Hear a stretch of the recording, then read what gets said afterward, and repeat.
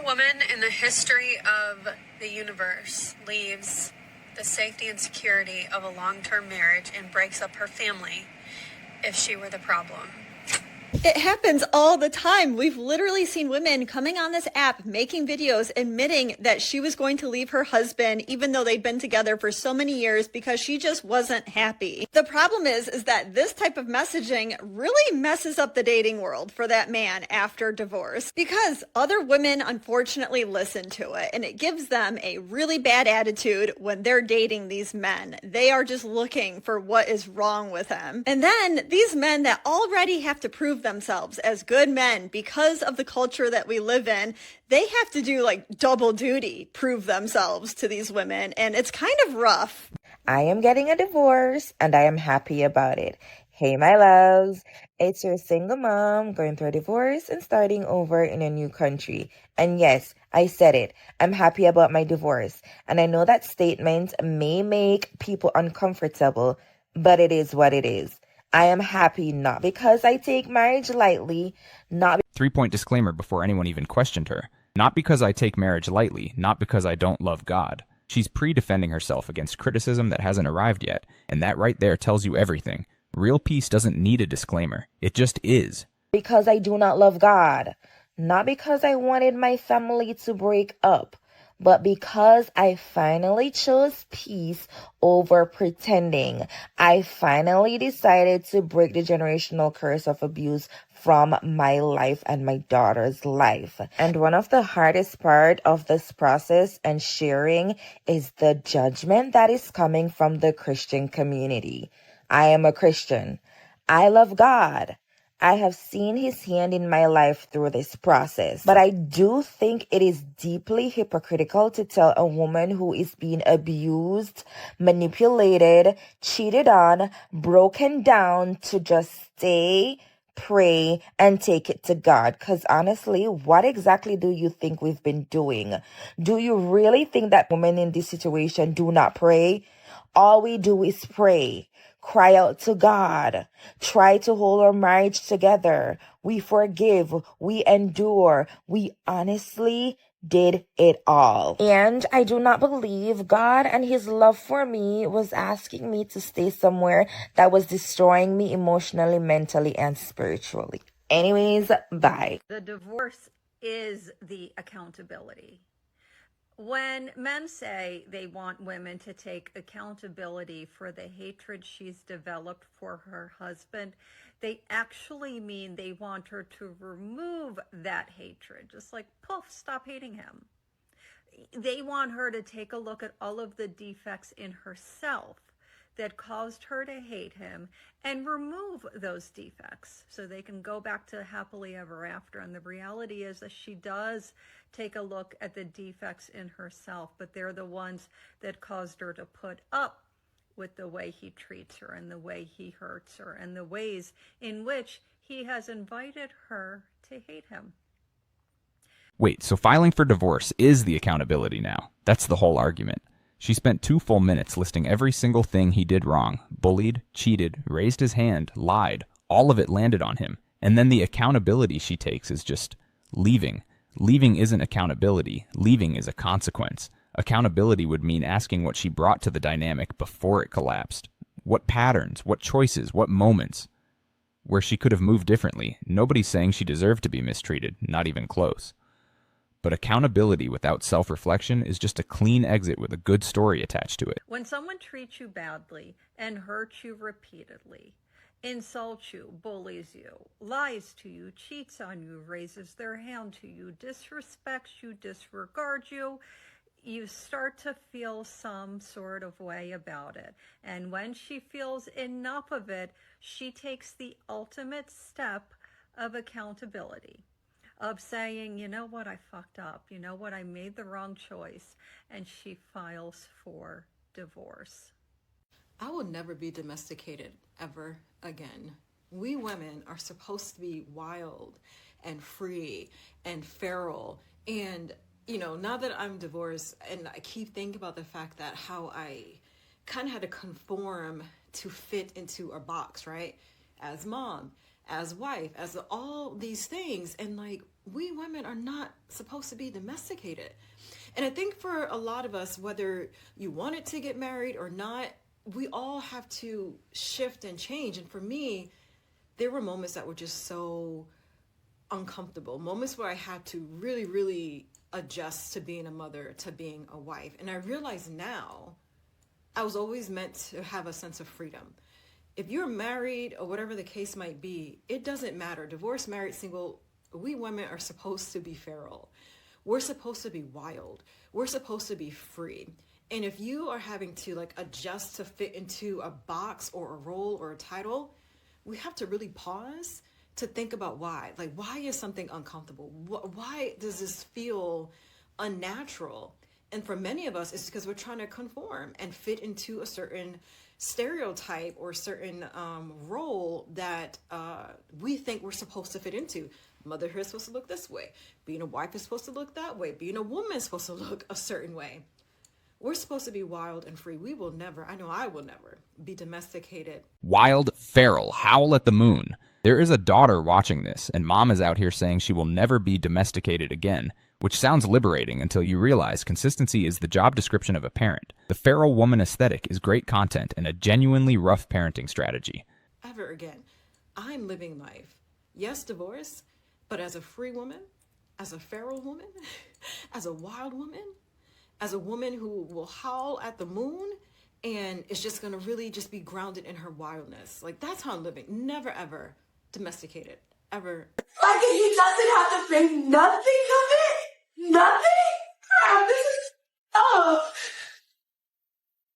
I'm going to walk you through what my Mother's Day looked like yesterday with my husband. I'm divorced after a 14-year marriage and remarried and happily in love with my soulmate. He is the stepdad to my 12, 15, and 16-year-old. Weeks leading up to Mother's Day, I could tell that there was whispers and planning happening behind the scenes. I would be told, hey, something's getting delivered today, don't look at it. Or they would be in my son's room talking about something, texting about something. I knew that they were planning and they were getting ready. I did not get asked one time, what do you want for Mother's Day? They were just listening to me throughout the weeks and months leading up to Mother's Day. Late at night, the evening before Mother's Day, I went to leave my bedroom and my husband's like, no, you have to stay in there. And I knew that that meant that they were decorating. He didn't want me to see any of the surprises until the morning. I love Mother's Day donuts, and bright and early before I even woke up, they went to the store to go pick them up and they made sure to get all the ones that I love. So by the time I woke up, the coffee was made, which I... Okay, this part right here deserves some real credit. She found someone who listens for months just to surprise her on one morning, who plans without being prompted, who notices what coffee she takes without being asked. And I think this is what people get wrong about relationship standards. The bar isn't just don't cheat or don't lie. The bar is someone who pays attention when you're not asking them to.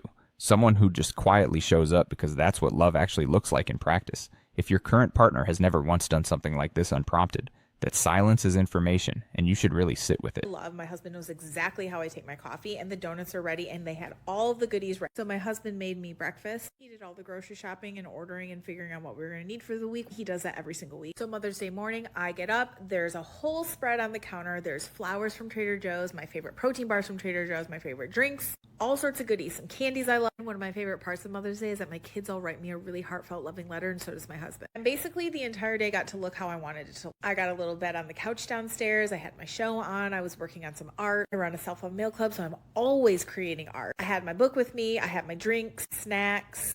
They cleaned up, they cooked, they did everything. It was just the chillest of days, which I love. I don't like going anywhere for Mother's Day. All the gifts I got were things that I had been mentioning in the months leading up to Mother's Day. Like I mentioned, I run a self-love mail club, and so we're always doing printing and making stickers and things like that. And I had all of these prints that I wanted to work on, and my husband sat at the computer and he worked on getting all of the things done that I wanted to get done. I sat on the couch and relaxed, and he did all the printing. He was like, make me a list, I'm doing it. And at the end of the night, when everyone was in bed, he gave me like a 45-minute shoulder rub and back rub, which I desperately needed. We watched our favorite show. We just had a relaxing evening together. Mother's Day doesn't need to feel like this giant, huge, special day for me anymore, because it's not the one day of year that I get to have. Can we talk about the part of divorce no one warns you about as a mom? You still have to show up happy for them even when you're not okay.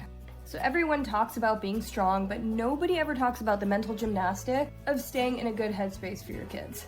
Okay, we all know I have ADHD and I'm a working mom who's constantly overwhelmed to begin with. Throw in the emotions of trying to keep it together while raising two little girls who are watching every move I make. They're watching how I handle hard time. I think it's so important to show kids like how to feel emotion and not to suppress it. Also think it's important to continue to be their safe space and make them feel like everything's okay, especially when your kids are so young. Add in the fact that my particular divorce is so public and I have people's opinions, which I get, don't get me wrong, I understand.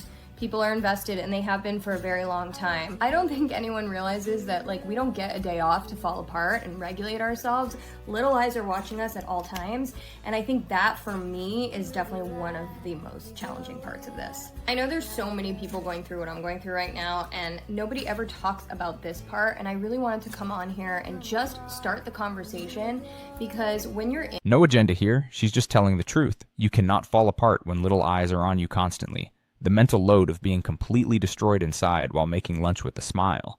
That is something most people will never understand unless they've actually lived it. And she's right that nobody posts the hard parts. So if you're in that dark season right now, feeling completely alone in it, you are genuinely not. In it, you feel like you're the only person in the world dealing with it, and you wonder, like, how are other people getting by? Because on social media, you see highlight reels, you see everybody doing okay. Nobody posts, like, the hard parts, and if they do, then it's like, well, why do you have a camera on you when you're crying in these moments? Like, nobody thinks to, like, put the camera on when you're, like, breaking down and falling apart. Or some people do, and then it's kind of cringy. So I just wanted to open up the conversation. I've always been so real and transparent with you guys, and, you know, in a way, it's like, you guys have always gotten me through my hardest times. So clearly this is not, like, a sudden thing. This has been going on for a very long time and sharing my life with you for a long time, and so many of you picked up on it really, really early on, like 6 months ago. And, you know, I wasn't able to say anything for obvious reasons, and now that we are, I just wanted to kind of open up the conversation and feel like we can all just kind of help each other out, whatever it is that you're going through. It can be incredibly lonely and isolating. And I think that the one benefit of social media is this like community of support that we have. The point of this whole thing is that when we go through hard times, we often feel like we're the only ones in the world dealing with it. And I just wanted to start the conversation and let you know that whatever you're dealing with, you're not alone. There's definitely someone who is either going through the same thing or has been through something very similar. And this should be a safe space for us to share and support each other. And that's all I want to say. So I love you guys. Thank you for constantly supporting me. This stuff would be impossible to get through if it wasn't for you guys. This is what dinner looks like. You guys got me through it. The audience is the primary support system. And listen, community is powerful. I'm not dismissing that. But there is a very thin line between building community and outsourcing your healing to strangers. Because the validation feels warm, the comments feel like love, and it becomes a loop. Post vulnerable moment, get dopamine from the support. Post more vulnerable moment. And suddenly your processing is happening in public instead of in a therapist's office. The real work of healing doesn't happen in a comment section. It happens in the quiet, uncomfortable, unglamorous work you do when the camera is off.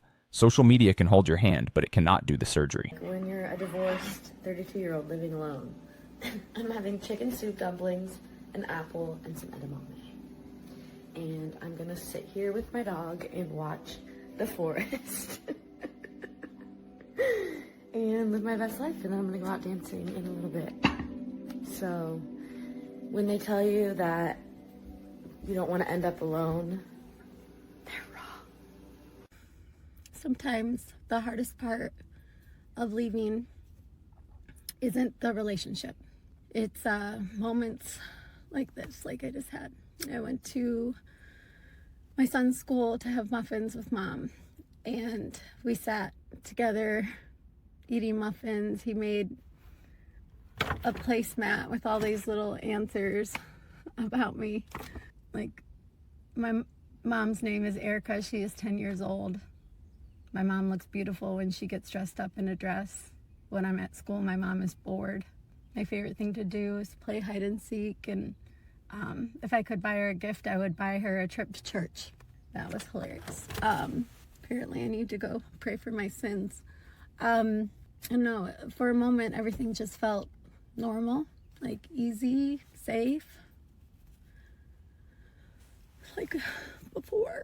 But it's his dad's week, and I think seeing me there woke something up in him, because when it was time for me to leave, he had a complete meltdown. He's 4.5, you know, he's young. He kept asking for him to take him home with me, and his teachers had to physically hold him back when I walked out the door. And I've just been in my car sobbing because it was such a fun little bit at first, you know? But now I'm sitting here sobbing, because every part of me wanted to go back in there and pick him up and take him home with me. The hardest part isn't leaving. It's knowing that children don't just grieve the loss of a family structure. They grieve the sudden transition between two emotional worlds. And it's heartbreaking. And unless you know... This cuts through all of it. Forget the feral woman speech. Forget the accountability debate. A 4-year-old being physically held back by teachers while he screams for his mom. That is the receipt nobody shows you in the Celebrate Your Divorce videos, and she knows it. She's sobbing alone in her car because the freedom is real and the cost is real. Both things are true at the exact same time, and that tension right there, that's the part that deserves the most honest conversation. I think people underestimate how painful this part is for mothers, because you can know leaving was necessary and still have moments where your entire body aches to undo it. I don't know, that's the part nobody talks about enough. It's not missing the relationship. It's not wanting the person back. It's the grief of hearing your child cry for you and not being able to fix it the way you used to. And if you're in that season too, I see you. Truly. And I just want you to know you're not alone. And the kids will be okay. As long as you're okay. And I will live and stand by that for as long as I have to. Because I know I am okay now. And we will be okay. Anyone?